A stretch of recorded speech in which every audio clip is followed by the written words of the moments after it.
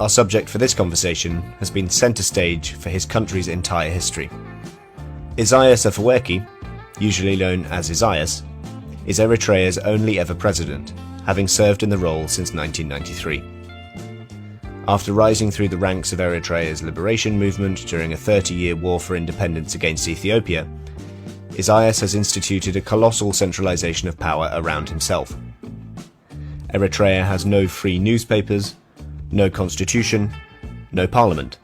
It doesn't even have a formal budget. The country also has one of the strictest systems of conscription in the world. Though this state of affairs is very unpleasant for the ordinary Eritreans who have to live with it, the international community would probably be happy leaving Isaias be if he left the world alone. But this isn't what Isaias has done. Since 1993, Isaias has involved Eritrea in wars in Sudan, Somalia, the DRC, and most significantly Ethiopia, where, since 2020, the Eritrean and Ethiopian governments have been waging war against the Tigrayans. This war is the deadliest war the world has seen this decade so far, and Isaias, who hates the Tigrayans, is largely to blame for it. Never more than Isaias has my guest and I discussed a single person so singularly to blame for so much harm. My guest today is Martin Plaut. Martin is a journalist specialising in the Horn of Africa region. He worked as a BBC News journalist for nearly 30 years and currently works for Chatham House. Alongside Sarah Vaughan, he is the lead author on an upcoming book, Understanding Ethiopia's Tigray War, due to be released in February 2023. As well as the war in Tigray, we discuss Eritrea's colonial history, the country's long struggle for independence, and the implications of being governed not just by one group of people for 30 years, but by a single individual. Ladies and gentlemen, it's time to introduce Isaias Afwerki.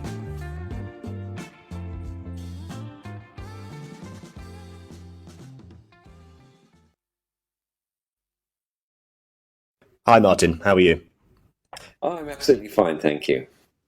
Martin, we're talking about Isaias Afwerki today. He's been president of Eritrea since 1993. Eritrea's history, like much of Africa, has been tainted by colonialism. And in Eritrea's case, the colonialists were the Italians. Can you start by giving a brief account of Italy's involvement in Eritrea and East Africa more generally? I think it's important to give a bit of context there, if nothing else, because I know they were there for quite a long time.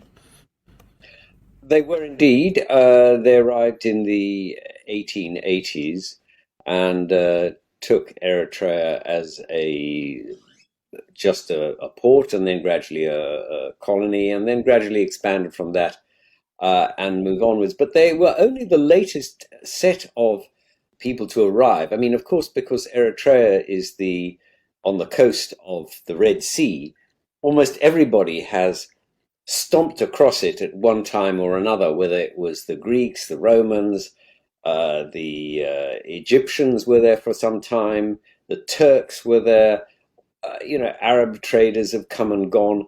It's been an area of contestation for many, many years. And also the Ethiopians, of course, at some times when they were powerful, what used to be called Abyssinia, expanded its hold down to the coast, and sometimes it didn't.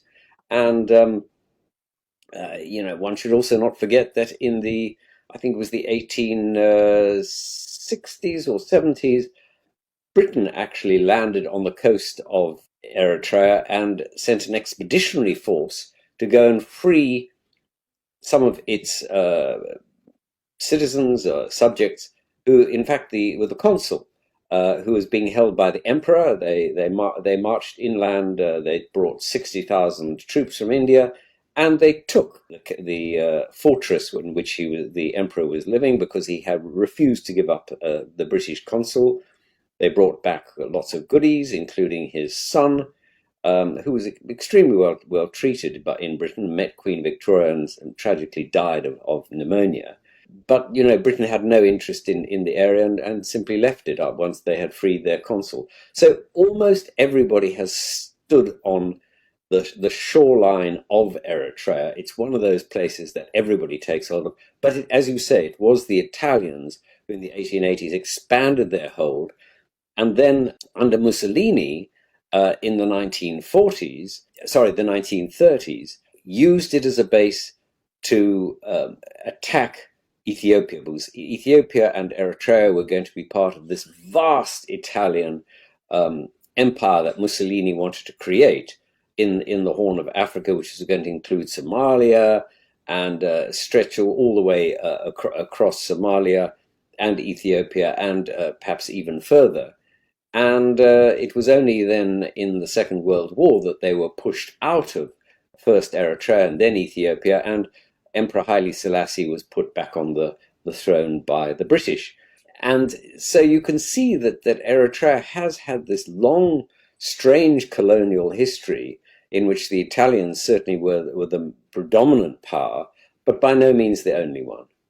The country to which Eritrea is very much linked, and you've mentioned it a couple of times already, it's going to hang over our conversation today really, is Ethiopia. Isaias was born in 1946, so 5 years roughly after the Italians had been banished from East Africa. What was the relationship between Eritrea and Ethiopia during Isaias's formative years? Well, the status of Eritrea is really a problem for Britain after the Second World War, because Britain had no interest in keeping it as a colony, and sort of faffs around after 1945 and the end of World War II, and says, should we chop it in half and give half to Sudan, which was then, of course, British, and give the rest to Ethiopia, the highlands to Ethiopia, or what should we do? And they can't find a way through.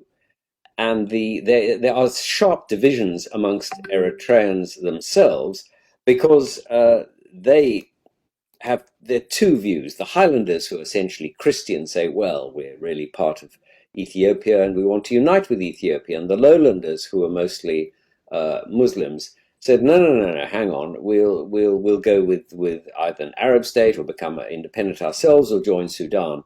Eventually, Britain hands this problem over to the United Nations, and there's a commission which decides in the end that the best thing to do is to link it up with Ethiopia as a federation, part of a federation, but to have internal autonomy. And that lasts for a while. There are pictures of Emperor Haile Selassie cutting a ribbon so that it becomes part of Ethiopia. But then he basically scraps the autonomy. And that is in 1961. And that is the spark that launches the independence movement against the Ethiopians, because the Ethiopians behaved incredibly badly inside Eritrea. They repressed all freedom of speech and denied them any rights. And the Eritreans, who were by that time saw themselves as pretty developed, they thought they'd done very well actually out of Italian colonialism. There were lots of factories and Asmara is the most beautiful modernist city which the Italians created, because they saw this as the basis of their new East African empire, which of course didn't last. But as a result, the Eritreans were determined that they would actually get their own independence. And in 1961, they begin a fight which lasts for 30 years. It is begun by the Eritrean Liberation Front, and that is the movement that President Isaias, as he later becomes, or Isaias Afwerki, joins. There's a clear theme here so far of subjugation regarding Eritrea. It was under the yoke of the Italians, the British controlled it briefly, and then Ethiopia took over the country, properly annexed it in the early 1960s. Does that engender, yes, obviously a fierce opposition to domination, foreign domination, but also a kind of collective sense of insecurity among Eritreans, would you say? It does, but the other thing that it does is that it unites them. Now, there are at least 9 nationalities who live in the state. I've already talked about you have Highlanders who are mostly Christians and the lowlanders who are mostly Muslims. But they're also then broken up into different ethnic groups who speak different languages. Some of them are closer to so we say, the Somalis and the Afars. Some of them are closer to the Sudanese, and many of them the majority are Highland Christians, very close to the Tigrayans who are just across the border in Ethiopia and in the region of Tigray. And they have very, very close links, although there are, tensions as there are everywhere in the world between, people, or even when they're very close, there are always differences of opinion. But they were close. So but the fight for independence gradually overwhelms all Eritreans, especially given the brutality with which the Ethiopians tried to crush it, first under Haile Selassie and then under what became a military regime when he was overthrown. That unites Eritreans, and they become absolutely determined to fight for their freedom. And in the 1970s and the 1980s, they took on the Ethiopian state. Now, this was an extraordinary thing to do, because they were outnumbered 10-1 by the Ethiopians in terms of pure population. And the Ethiopians were backed by the United States, which always saw Ethiopia as a regional ally, and actually had a base in Eritrea, but as part of Ethiopia, with which they listened to the rocket launches and tracked the rocket launches that the Soviets did in Central Asia. It was a very important listening post, and the United States has always seen Ethiopia as a key ally in the region. And they provide a lot of weapons to Ethiopia until there's the Ethiopians get involved in a war with Somalia, and Ethiopia switches sides. As I said, Emperor Haile Selassie is overthrown, and a military regime, which is a Marxist regime, comes into power, and they seek support from the Soviet Union.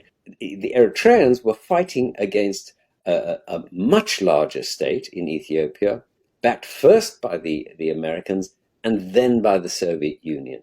And it is extraordinary that they did it, but that is what they did. You've obviously said that this was a kind of long period of civil war. It was 30 years in the end, as you said. At least in the early years, when he was still a young man, how much fighting did Isaias actually do? That's a very, very good question, to which there is no answer. He almost never talks about himself in any case. And I'm not convinced that he actually ever fired a rifle in anger. As I said, he basically goes from his school days in the Eritrean capital, Asmara, and he then, in 1965, begins studies at the College of Engineering in Addis Ababa in Ethiopia. But he drops out. And after a year, he actually goes back to the Eritrean capital, Asmara, and then into Sudan, and joins the Eritrean Liberation Front. So he spends just 1 year at university. He learns a lot there. And he is then sent by the Eritrean Liberation Front to China.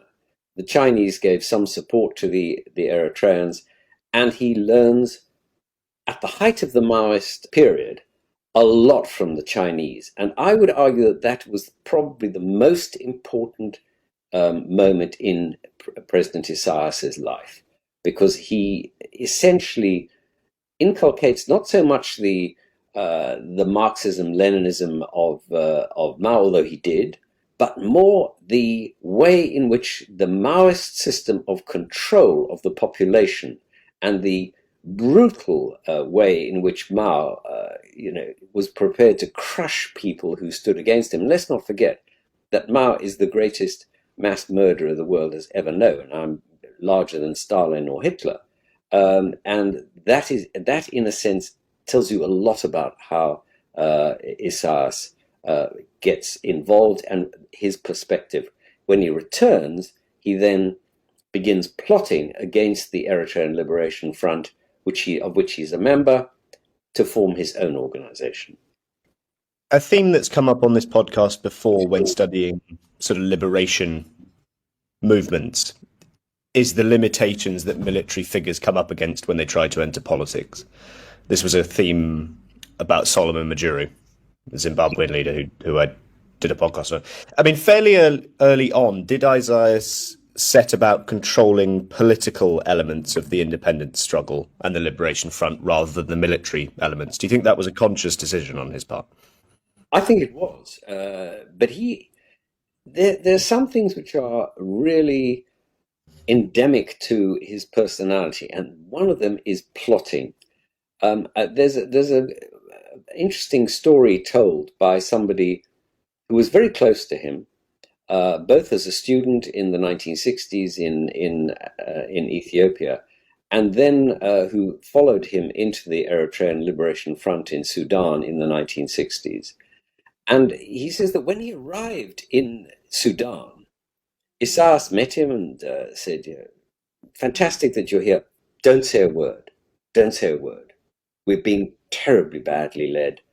This is disastrous, and we have to find a way out of it. So from the early 1960s, he saw the need to plot, to scheme, to think about political power. And he never saw the fact that he was, working with another group of people as any reason to support them, except when it suited his purposes. In that sense, then, do you think he personally was very invested in the cause for Eritrean independence, or was this entirely me? Was it just an attempt at self-promotion and self-advancement rather than advancement of the Eritrean cause? No, I wouldn't say that. I think that he genuinely believed in the Eritrean cause, and in a sense, it's there's a good reason for that. I mean, Ethiopia is an exceptionally complicated and difficult country to be involved with in any shape, way, or form. As leaders, ever since Emperor Haile Selassie have discovered, because I mean, in a sense, if you look at Ethiopia, I mean, to put it in a nutshell, Ethiopia began as a highland kingdom, and then with the great grab for Africa that happened in the 1880s and 1890s with the Europeans, Emperor Menelik II expanded from this base way to the south and way to the east, and turning it from, I don't know, 5, 6, 7 ethnic groups into 80 or 90 ethnic groups. And it's been unstable ever since, because you have this tension between these groups and the center.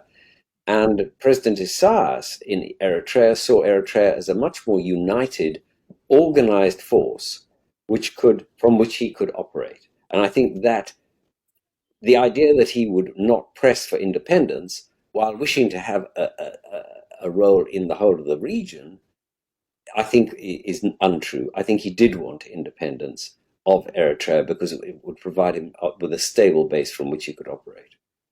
As you mentioned, I think 1974, there was a changing of the guard in Ethiopia. Selassie's kingdom was overthrown by a sort of communist military government, the Derg. Why did Eritrea prevail ultimately in this 30-year quest for independence? Was it, do you think, at least in part due to the weakness of Ethiopia as a unit, rather than only the strength of Eritrea? I think that's a very good question.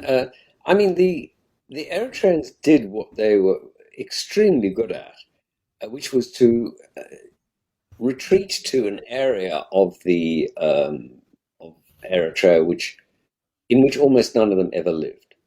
It was the Badlands along the border with Sudan, and they operated from there. They held only one really town. I mean, it was really no more than a village, but they were able to maintain supply lines through Sudan, and through amazing really extraordinary skills. They learned how to use everything that was thrown at them, to capture the equipment, to rehabilitate the equipment, to train their fighters. I mean, I visited the area in 1980s, and in fact twice. And when it was just a small pocket of land on the border with Sudan, and they were capable of running anything. I mean, whether it was hospitals, and one of their hospitals was 5 kilometers long because it had to be dug into the sides of hills, almost like caves, because of the bombing from the air by the MiGs that the Soviets had supplied. They were capable of running tanks.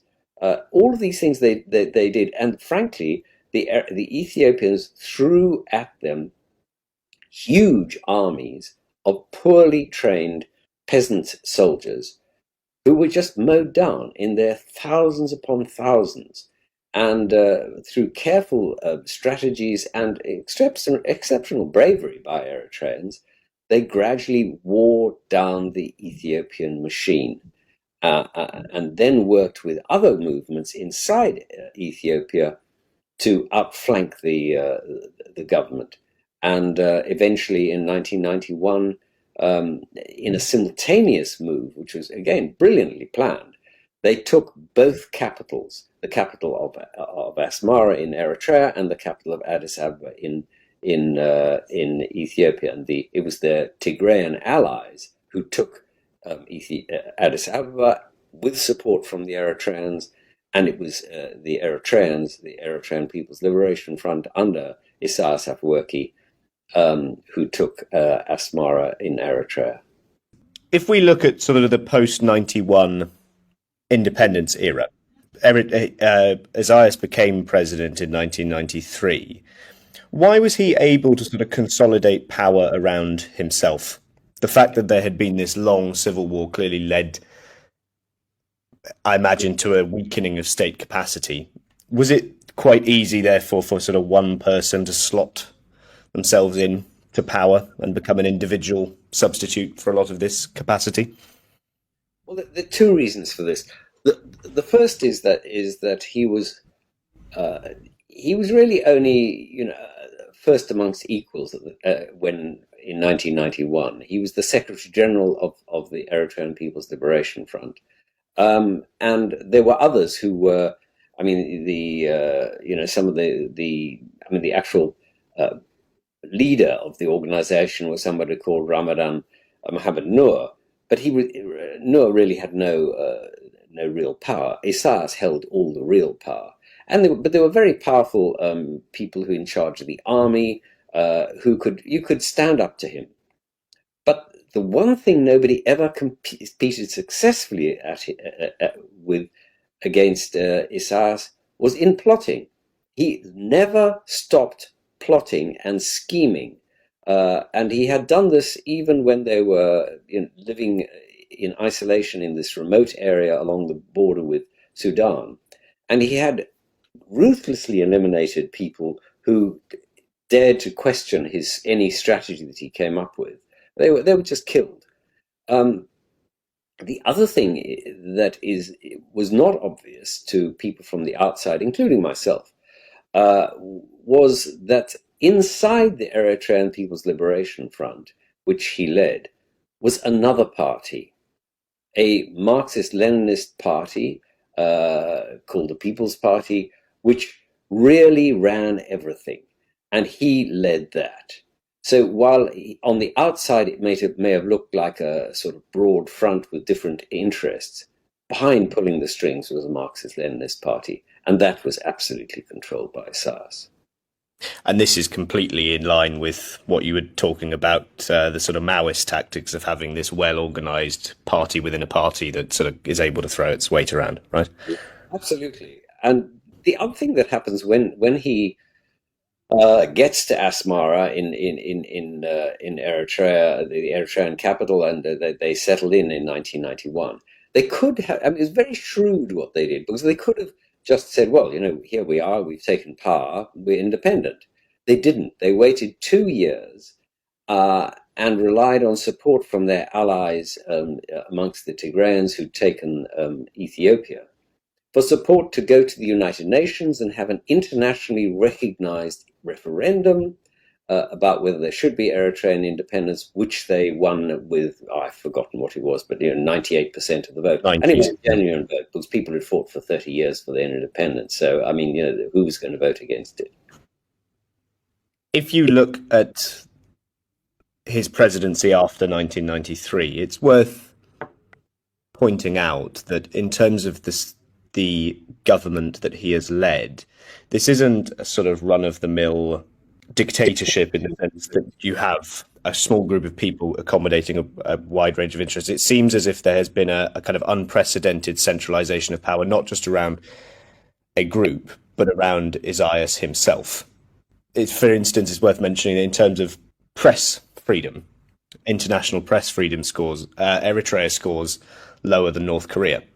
As someone who researches this part of the world, Martin, how easy is it to get reliable information about Eritrea and about what is going on there? It's very difficult. But let me just say this. Between 1991, when they take the capital, and 2001, for 10 years, there is a semblance of democracy. It's not very strong, but there is some democracy inside Eritrea. So, and there are some newspapers which are up to a point independent, and there are voices that are prepared to question him inside his own party, which, they changed the name of the party, but it's the same party. And a constitution is drawn up and a national assembly sits. And then what happens in 1998 is that an appalling war breaks out between the Eritreans and the Ethiopians apparently about the border.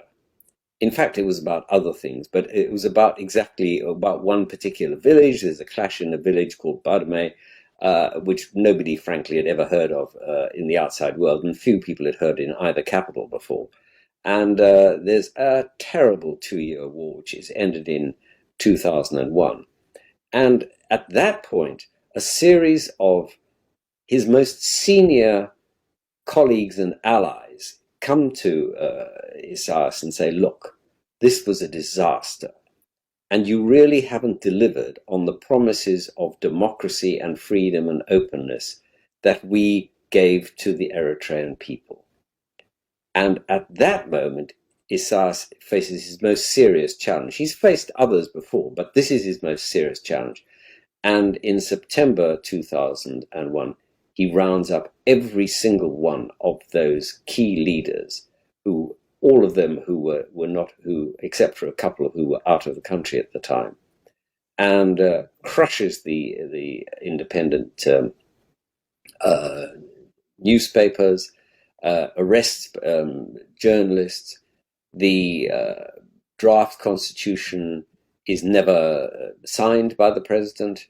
The National Assembly no longer sits. And frankly, he just draws all power back to himself and becomes literally not a one-party state, but a one-man state almost. So it becomes President Isaias and his closest associates, who number of a couple of dozen, who run the country without any checks or balances of any kind whatsoever. There's no independent judiciary, there's no constitution, effectively, there's no sitting National Assembly, none of these things. And when asked about this in the past, he said, well, it may be 30, 40 years before we get round to those things again. He's just not interested. How does that sort of individualized leadership actually work in practice? Because this isn't the Vatican City. This is a country of 5 or 6 million people. How do you manage to run a country like that with just one person and a very small clique of advisors? No great difficulty, really. First of all, nobody knows. There are hardly any facts about Eritrea. For example, there's been no census in living memory. So nobody has any idea how many people there are. There's no budget is published. So what you do is you just restrict every aspect of life. He also has a system of spies and informers who go down to the level of every village. In fact, even inside families, children are expected to spy on their parents and report to the police. I mean, it's a sort of system that the Stasi in East Germany would have been delighted to have, as effective as it is. Um, and he rules through fear. I mean, people can be arrested, can be held indefinitely. Some of them are held in the most appalling circumstances, either in shipping containers as prisons, um, with 30, 40-degree heat. You can imagine what that's like. Others are held in underground cells. Uh, I heard of a man who was released after 5 years, and he was blind. I mean, he couldn't see. He had not seen the light for 5 years. It took him a long time before his eyesight returned.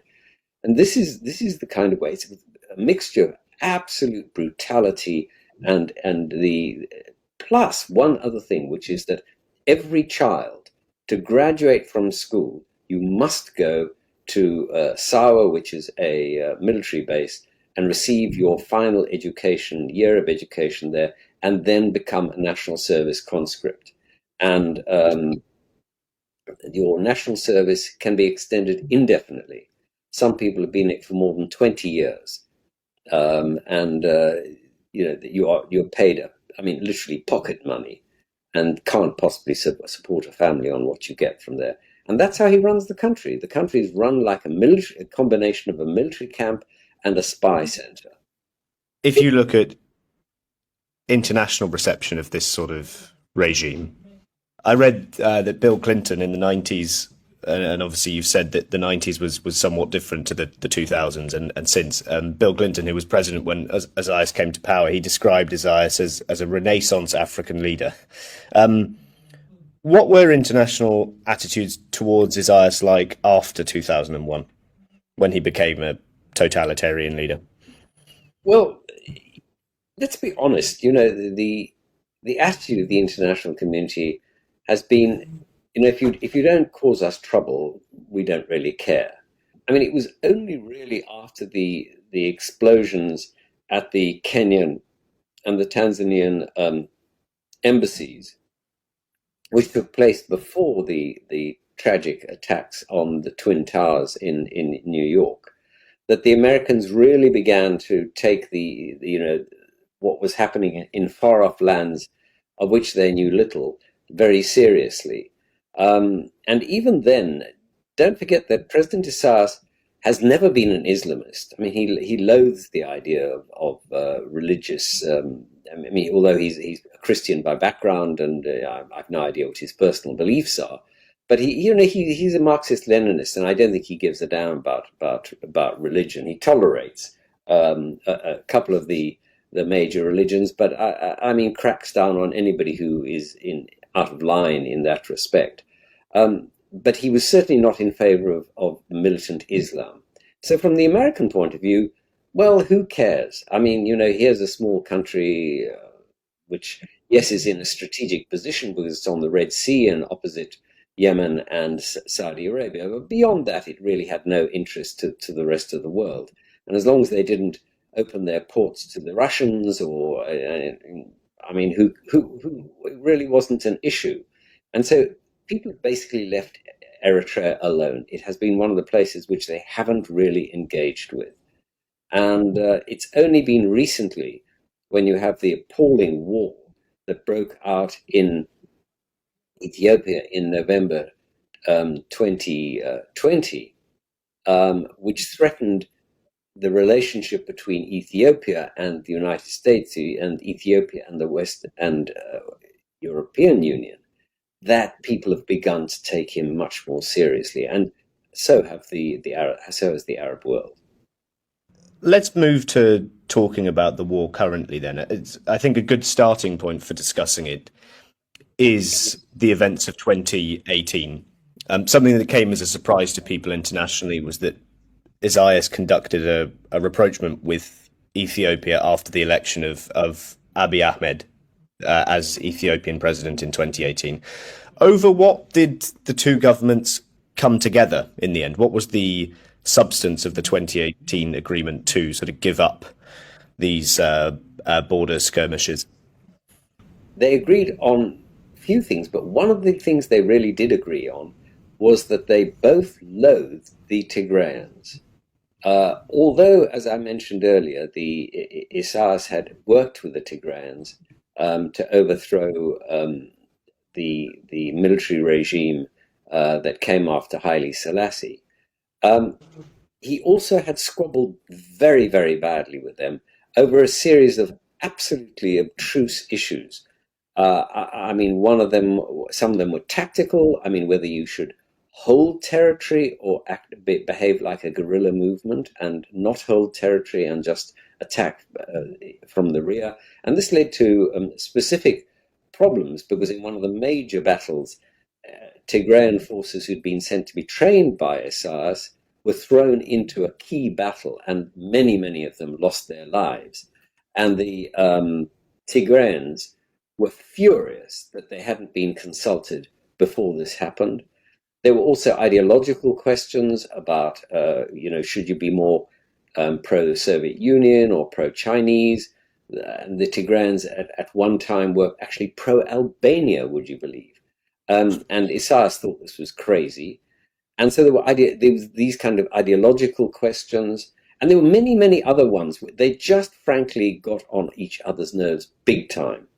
It was so bad that during the 84-85 famine, you may remember this, or what was called the Bob Geldof famine in Ethiopia, Eritrea at a key moment closed the road which led from Sudan and the aid flows into Tigray, which the rebels were operating. And the Tigrayans had to move 100,000 people from the highlands into Sudan. Many thousands died along the way. Now you can imagine what kind of animosity that left between them. And then when the Tigrayans basically take power in 1991, at the same moment as the Eritreans become de facto independent, there are a lot of issues that they fall out over. I mean, all of them could have been sorted out quite easily. I mean, for example, the Eritreans were accused of making money out of Ethiopian coffee that they had somehow purchased and smuggled out of Ethiopia, and were selling as their own, which it certainly wasn't. There were squabbles about where the border lay and clashes over, people who had lost cattle to the other side. They were all small scale. But they got worse and worse, and there were attempts to resolve it, but none of them worked. And eventually, this terrible war breaks out and continues until 2001, when it is resolved by the peace signed in Algeria. And again, there's a problem, which is that the border, which is eventually designated by an international commission based in The Hague, gives the key town or village of Badme, over which the war had been sparked at this particular town, gives the town to Eritrea and not to Ethiopia. And the Tigrayans who were running Ethiopia at that time, in alliance with other movements, refused to accept it. And Isaias then said to the West, "Why aren't you forcing this through? Because you asked us to stand by this process, and now you're not forcing Ethiopia to do it." And he was utterly incensed about it. The West just frankly couldn't or wouldn't force the Tigrayans to back down. And so there came this narrative that it was the Tigrayans who were blocking Isaias at every turn in his regional and national aspirations.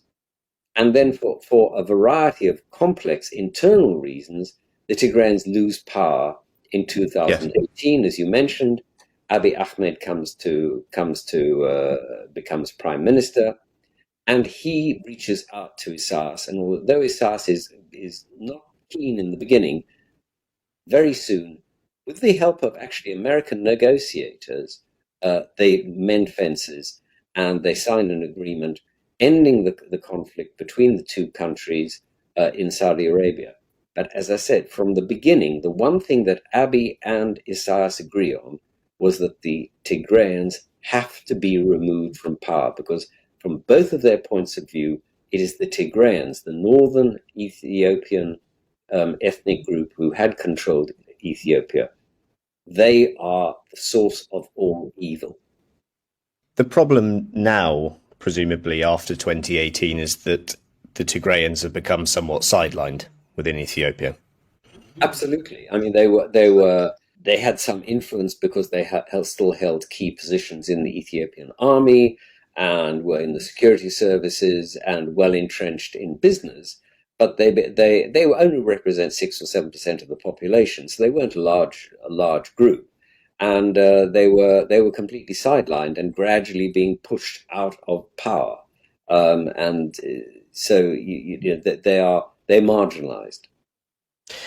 And this marginalisation in the face of a kind of centraliser like Abiy, is this the sort of short-term cause of the war that is currently raging in Tigray? I don't think so. I think that the cause of the war comes down to one thing, and that is President Isaias, or one person. Isaias had always, as I said, he was an inveterate plotter. And when Abiy comes to see him in 1998, he gradually wins Abiy over to the idea that they have to remove the Tigrayans from power, that Abiy will never have peace in Ethiopia, and that the Horn of Africa depends on this. And Isaias then brings in the Somalis as well.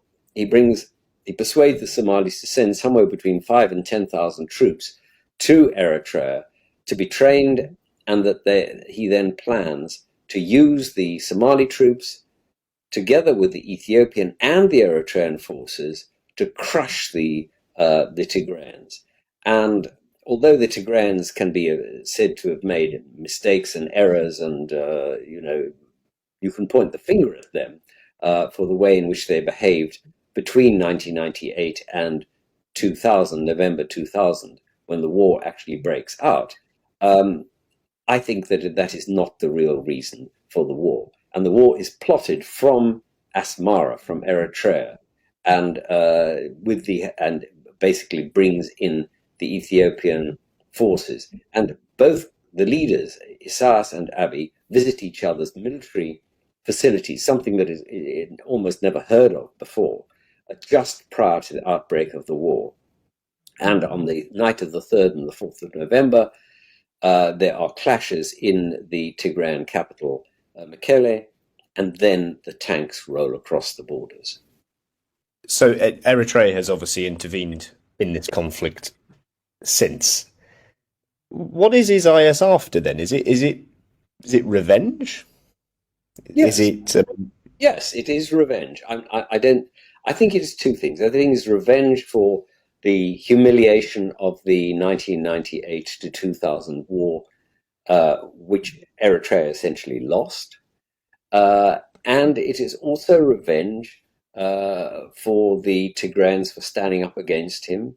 And it would, if he was to win this, and don't forget that there are many forces of Ethiopia have been flown into the Eritrean capital Asmara and have been fighting along the northern border of Tigray from Eritrea.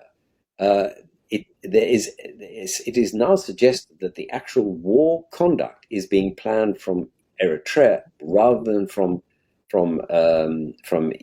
Addis Ababa and inside Ethiopia.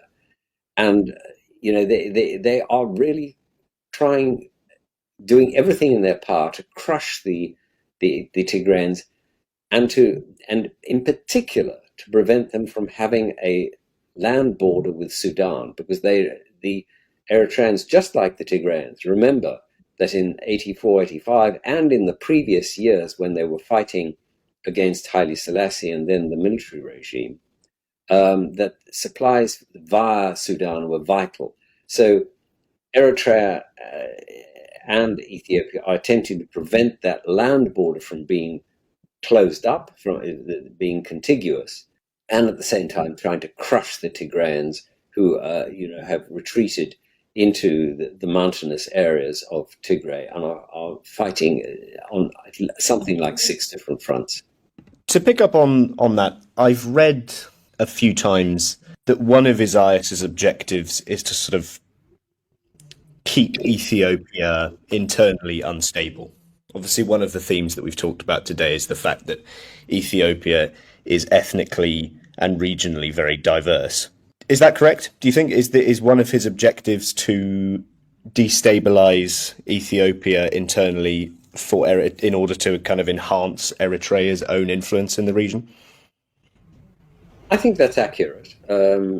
Isaias has always been determined to be the top dog in the Horn of Africa, and for a small country on the periphery to be able to exercise that kind of influence and control is absolutely extraordinary. But I mean, that really reflects his view of his position in the world. I mean, let's not forget that he, for example, sent Eritrean forces, about 1,000 Eritrean troops, who went with the Rwandans and overthrew the government in Democratic Republic of Congo at one time. He has waged war against almost all of his neighbors. He plotted to try and overthrow the government in Sudan.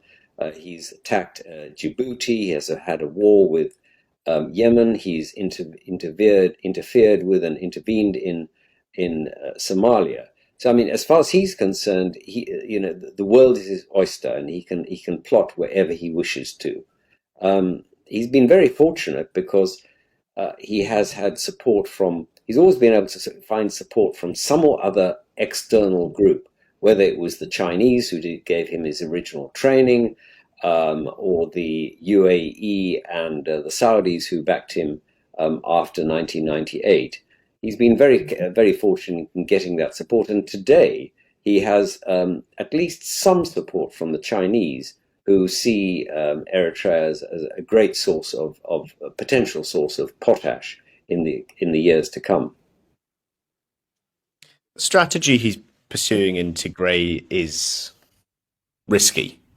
Do you think that there's the chance that rather than getting what he wants in terms of crushing the Tigrayans, there's a chance that the war comes home to Eritrea? I mean, it's right on the border. Is there a chance that kind of fomenting all of this instability in Ethiopia leads to problems for his own country? Well, let me answer that by saying that I recently was looking at a BBC program about the last days of Adolf Hitler and the fall of the Nazis. What was really interesting about that was that even when the tanks, the Soviet tanks, were inside Berlin, and all that Hitler controlled was his bunker and a few 100 square meters around it, the army never turned on him. He was left to finally commit suicide himself. And I think that's one of the problems with populations in absolutely authoritarian regimes, is that they have been so deprived of agency that they don't know how to resist. So, having said that, I think that you're right. I think that Isaias has thrown everything into this war. And I mean, the stories of conscription of young Eritreans are legion, and people as old as 60 and more are being thrown into the front lines. Families who the authorities think have a member who is of the right kind of age are literally thrown out of their houses if the person is not there when they come to round them up. And the number, I mean, I've heard from friends, Eritrean friends, that some of the towns, the hospitals, are just overrun with wounded. So the scale of the suffering is immense.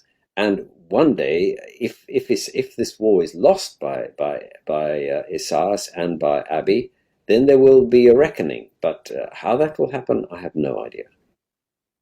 Do I take that reference to the Nazis as you saying that you think a more pluralist, functional system of government in Eritrea would not have produced this sort of military strategy? Is this intervention inextricably linked to Isaias's complete grip on power? Yes, I mean there's no way in which a democratically run Eritrea um, would have allowed itself to get involved in this kind of peculiar war in which Eritrea really has very little to gain. There's no dispute about the border any longer. What are they fighting about? It is literally about the removal of one ethnic group with whom Isaias has had a terrible falling out, and that is not a major reason to have to have a war like this, and certainly not to lose thousands upon thousands of your own troops. I mean, it's bizarre. Abiy Ahmed is still in power in Addis Ababa. Where does being shackled to this fairly crackers dictator in Eritrea leave Abiy? Also in danger. I mean, he may win. I don't predict the future. I mean, nobody can. It's a mug's game, and Abiy may emerge victorious. But then don't forget that his war in Tigray is only one of the conflicts that he has at the moment. There are other conflicts in Gambela. There are conflicts with the Oromo. There are clashes in the Somali region, and so forth and so on. It's a very unstable environment. And the other thing that the other problem for Ethiopia is that they're running out of money to actually prosecute this war, because the IMF has been, I think, told by the Americans, listen, you're not going to get any more cash from the IMF and the World Bank until you stop this war. This war just cannot go on. President Biden has been actually extraordinarily engaged in the fight in the war in Tigray, because he understood how early on how important it was, and sent special envoys there to try and resolve it. So far, they've not managed to do so, because both Isaias and Abiy are so locked into the conflict. But that certainly doesn't mean that they're going to dish out vast sums of money to Ethiopia just to allow them to continue fighting the war. Within Ethiopia, is there an opposition group that if they were to take power, do you think that they could turn the tables on Isaias and prevent further bloodshed in Tigray? Look, there are many opposition groups in Ethiopia, and don't forget that last year, in about June, the Tigrayans actually advanced so far south that they actually threatened Addis Ababa itself, and the international community was flying out. All the flights were booked. It looked as if Addis Ababa itself might fall. Eventually, I think with American pressure and with the threat to their long extended supply lines, the Tigrayans decided that it wasn't worth the candle, and withdrew across hundreds of kilometers of terrain, which they'd paid dearly to take, and withdrew back to Tigray. And since then, they've just been sitting, since the end of last year, they've been sitting inside this northern region, but gradually starving, because they are cut off from the outside world. Nobody's being paid. They're not getting food or other assistance except by in dribs and drabs, and it's unsustainable. So something's got to give. What that is, I can't tell you. This seems like an immensely fluid war. It's also, by some measurements, I saw a University of Ghent research paper on the war in Tigray the other day that said if you factor in the famines that have been taking place in large parts of Ethiopia and Eritrea, this is the deadliest war of this decade so far.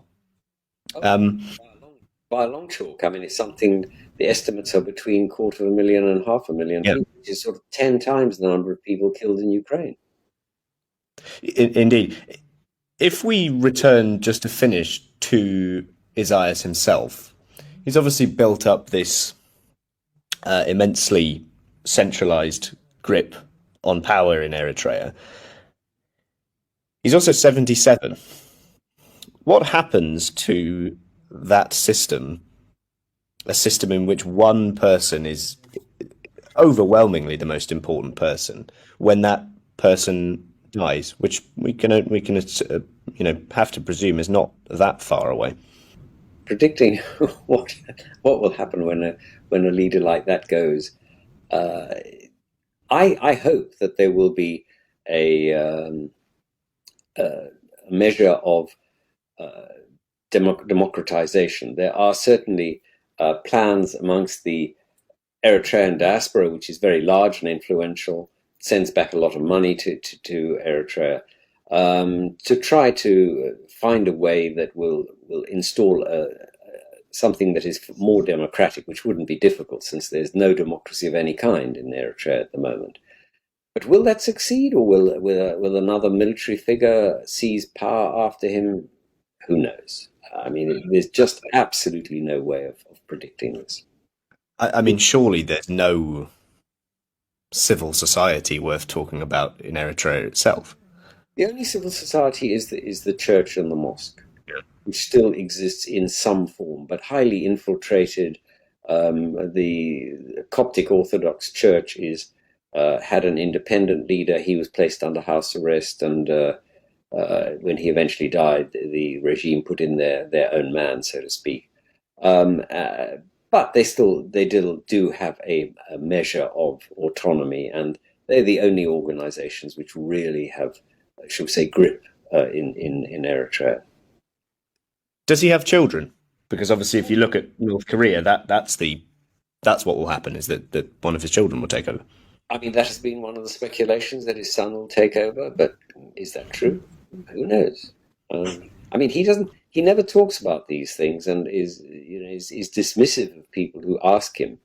But I mean, he has strange attitudes, all sorts of things. I mean, only last year, he gave a long interview about how Eritrea had no economy. He said, "We're nothing. We're absolutely nothing. Nothing's been developed." And you kind of think, well, hang on, you've been in charge for all these years. Why have you not? But that's the sort of way I don't know if you remember towards the end of the Nazi regime that Hitler talked about the German people failing him. And I think in some ways, now listen, Isaias is not a Nazi. He's a vicious, brutal dictator, but he's not a Nazi.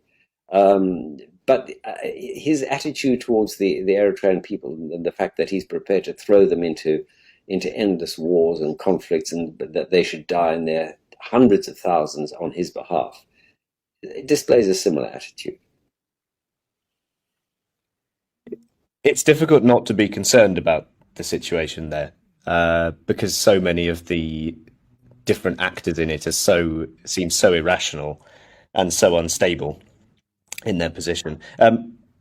Martin, thank you very much. That's been a very interesting conversation about a part of the world that I don't know a great deal about, and that's not talked about enough, considering the ferociousness of the war that's going on there. If people want to find more of your work about Eritrea or about anything else, where can you direct them towards? Well, Hurst has published a book called Understanding Eritrea, which was a couple of years old now. And in February 2023, Hurst is publishing another one called Understanding Ethiopia's War in Tigray, which I'm publishing with Sarah Vaughan. And so that will be out, and provides you some sources of information. Beyond that, the BBC Online does their best, but since I'm afraid Eritrea doesn't allow any foreign journalists to report from there, it's all thin. Thank you, Martin. Pleasure.